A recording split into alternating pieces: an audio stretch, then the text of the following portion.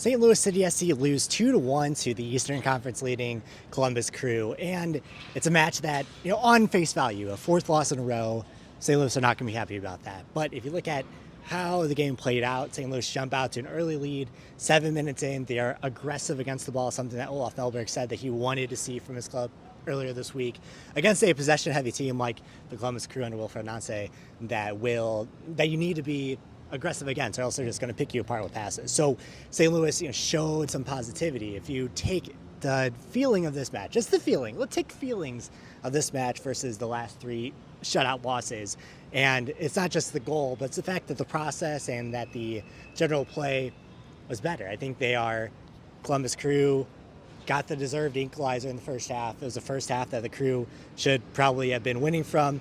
And the 1-1, I think, is a fair representation. You then get to the second half where the Crew scored on one of only their two shots from the half. They're both long-range efforts, and it's a Diego Rossi shot that just kind of beats Ben Lund, who's shielded at the near post and can't get over in time for the ball because it's a nice run that isn't picked up. And all of a sudden, it's a 2-1 loss that feels a lot more, not say demoralizing, but frustrating versus the demoralization of the last three losses. If you take the shutout losses and the 2-0 loss at Sporting Kansas City last week, that was a demoralizing loss. This one, I think you can see from the players in the postgame that it's more of a frustration that they are finally able to do the right things, that they're finally able to put themselves in a position with João Klaus's early goal. João Klaus's first goal in about 48 weeks, first goal contribution since June of last year. So you get that from João Klaus. You almost get a second goal from João Klaus, but it's ruled offside. It's a very, very close offside where I think if on the play, if it isn't called offsides, it is a goal, but then since it is called offsides,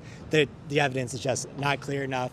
VAR looked at it, they didn't call the ref over. So nothing that could call that goal back either way. So you get maybe a little bit unlucky there. And it's a game where in the second half, you kept the Columbus Crew to just those two long-range efforts, but you yourself generate over an expected goal for the first time all season in the second half, and you don't get anything to show for it. And that doesn't even account the goal that was called offside. So it's a half that showed very good progress, that showed that when they are aggressive, when they can win those battles, when they can get the attack involved and win with their strikers, with João Klaus, with Simon Betcher, and Makai Joyner making a great Energizer Park debut for the first team as well, getting up into the attack and really in that time when they had all the momentum, using his ball-winning skills to win a couple important balls. So it's a game where you're left with a little bit more positive, but then when you zoom out, it's a fourth loss in a row, and things need to turn around relatively quickly.